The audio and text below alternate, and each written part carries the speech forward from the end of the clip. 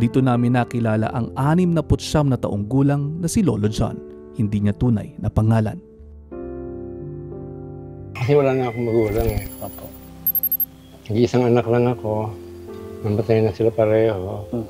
Wala akong kapatid, wala akong asawa. Bago napunta sa Anawim, nakatira si Lolo John malapit sa Wawa River. Delikado lalo na kapag umuulan. Maliban kasi sa pagiging mag-isa, nabulag din si Lolo John dahil sa katarata. Noong una naiyak ako.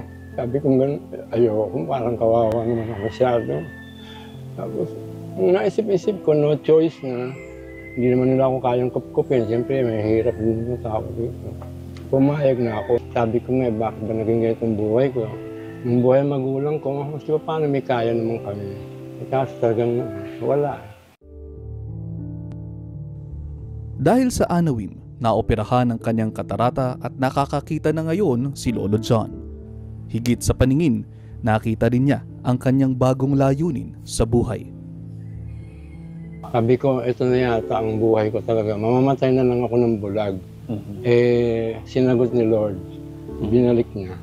Kaya yun, nipangako ako sa kanya. Habang nabubuhay ako, tutulong ako sa mga lolo at lolo.